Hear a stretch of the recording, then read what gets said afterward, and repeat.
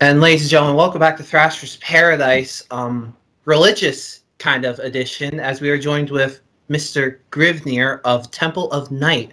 Thank you for joining us on this fine dark evening, good sir. Thank you for having me. You are welcome. Now, Temple of Night is a relevantly newer band to the Niagara scene, coming out last year. You have 3 singles out on Spotify and Bandcamp.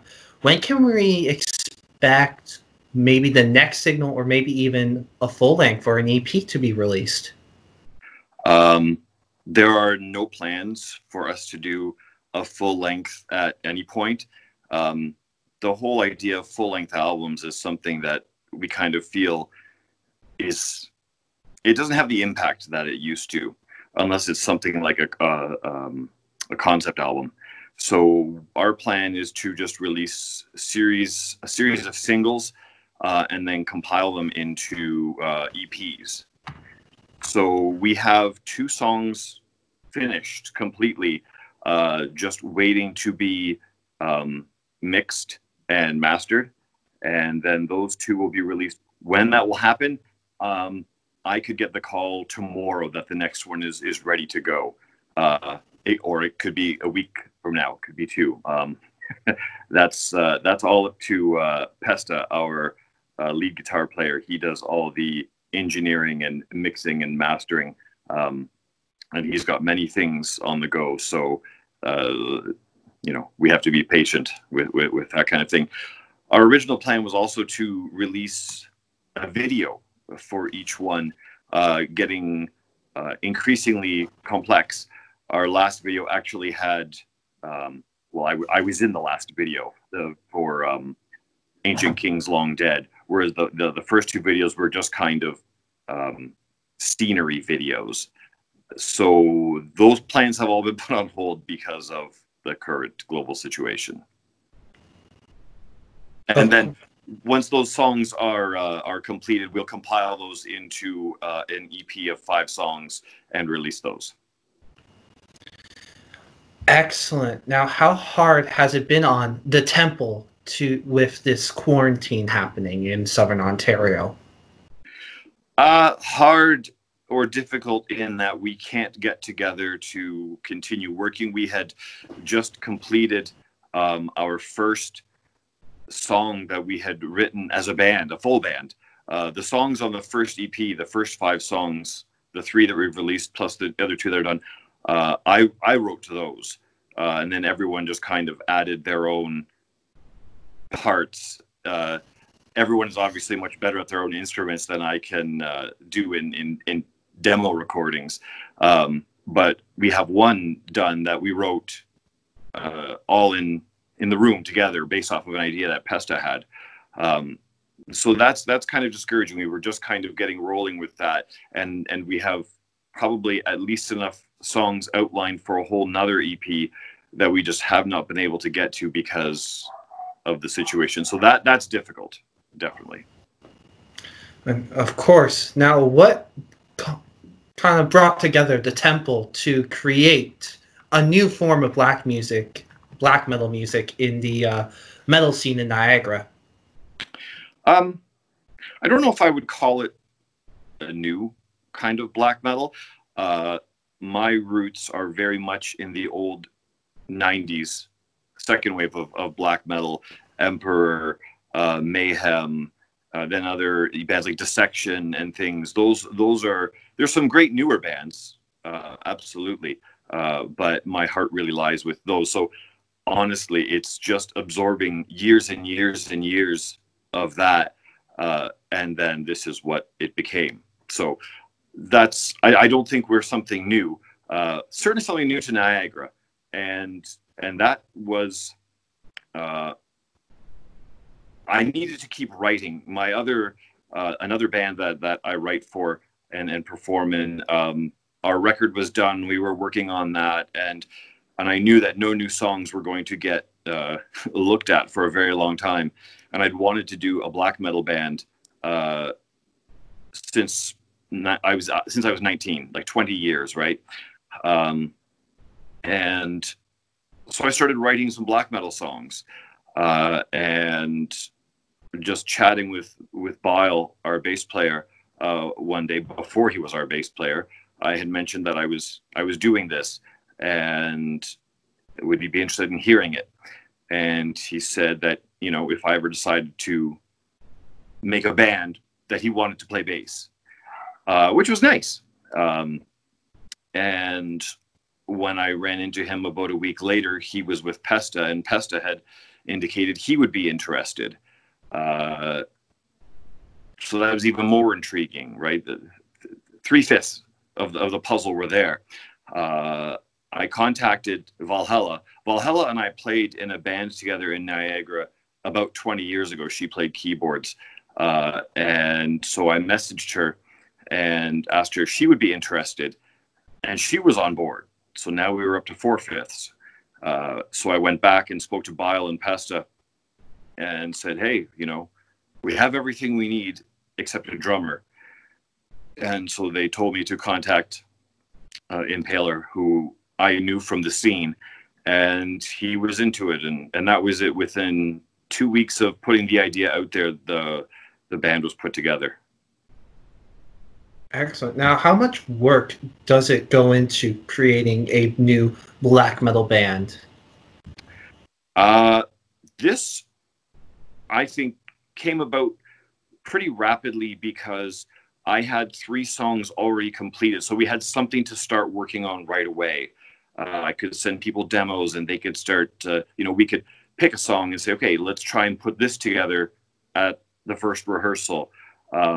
If we had just kind of all gotten into a room and said, let's jam and write something, I think it would have taken longer. But because we had a launching point that everyone agreed was a positive one, it made it actually really easy. And from the time we all agreed to be on board to the time of our first gig was only 3-4 months.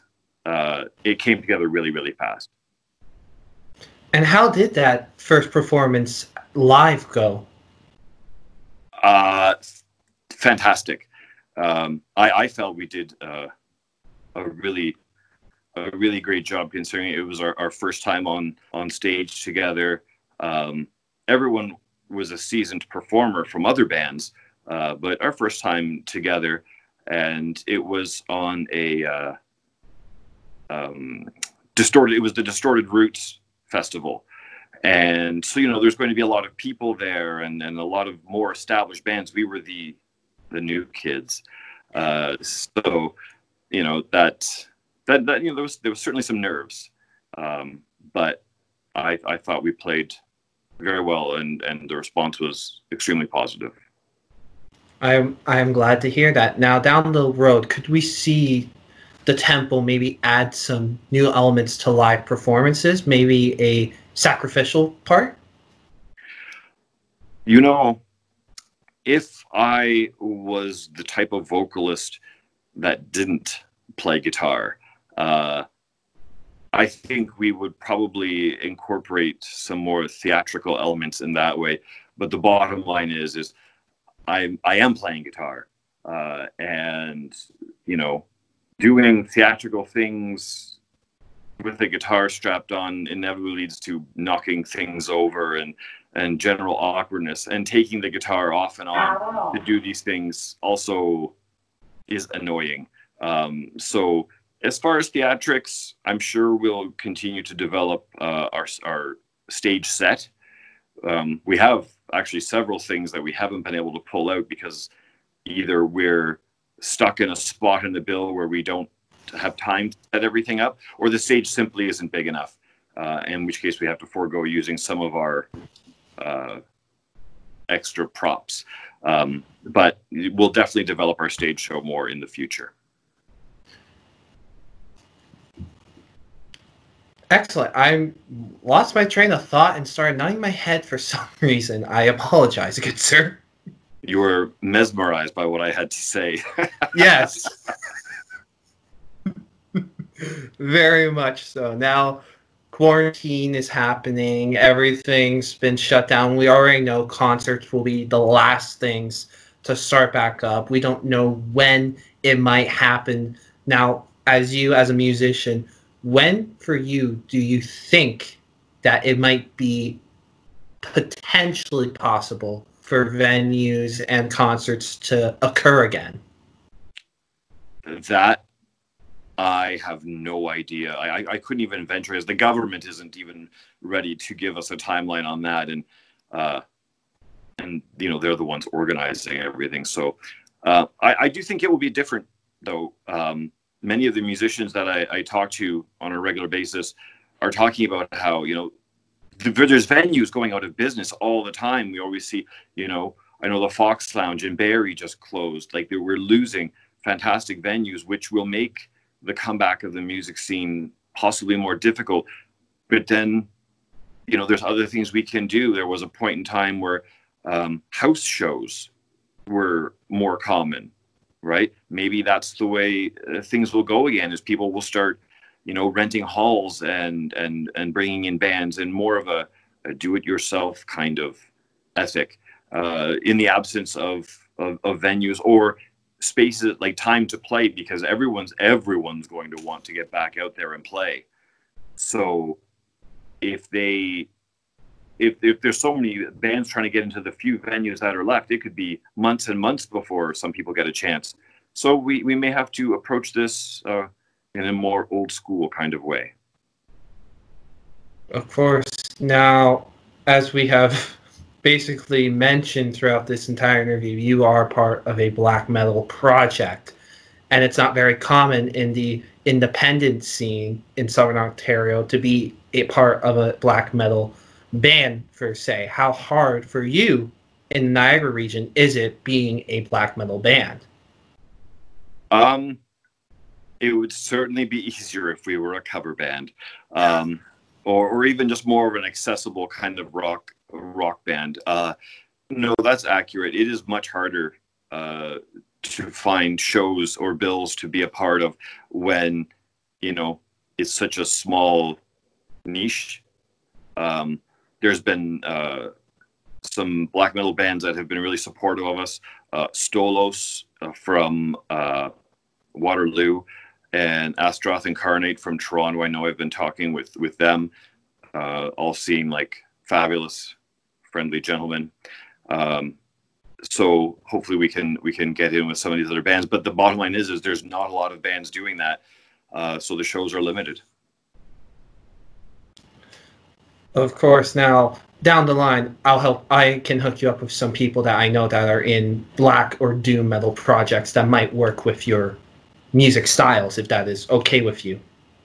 Absolutely. Thank you. Lost that train of thought again. It's the lights. They're hypnotizing. Yes. They are confusing me. Seriously, Colin. Jesus. Okay. I actually did lose my question. Jesus Christ. We don't sing about that guy.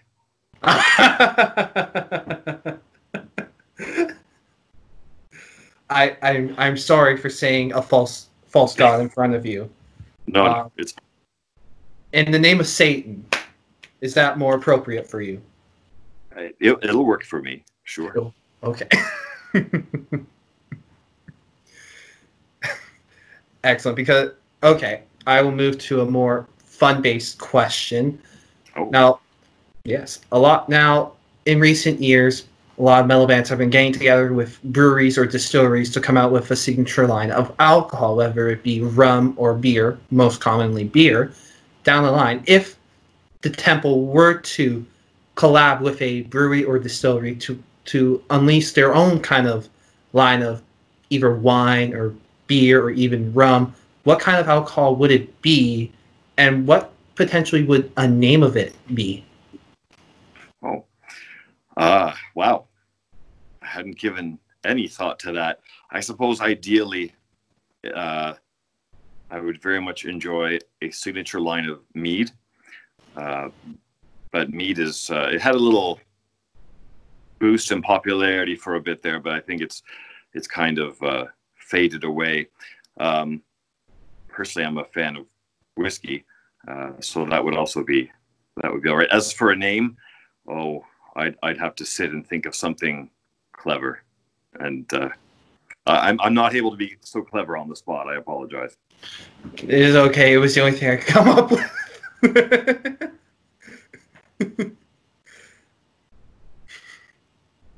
Excellent. Now I shall ask the final question, because I am struggling due to these very, very, very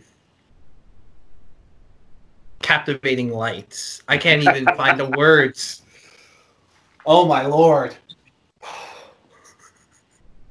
I apologize for this. Oh, that's okay. If you think of more questions, we can do a part 2. Yes, I would definitely love to do a part 2 down the line. Now, the final question that we usually ask all of our guests is a question to ensure that we are not talking to any false metal enthusiast, if you can catch my drift with that. Mm-hmm. Excellent. We call it the poser question. The poser question is very simple. Okay, I hope I passed the test. I hope so too. Now, I'm not sure if this will be of high of a caliber question as you were hoping, but who would win in a fight, Lemmy or God? Well, there are many, many, many who say Lemmy is God. So I think we have to go with Mr. Killmeister there. Yeah. That is the correct answer. Oh, good. Oh, good.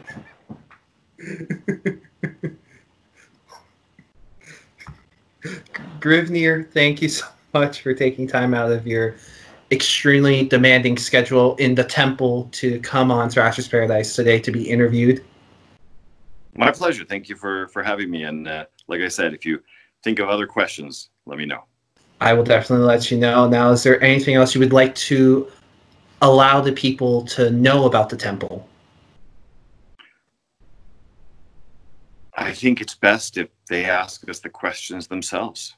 We have a Facebook page, we have an Instagram page, YouTube channel.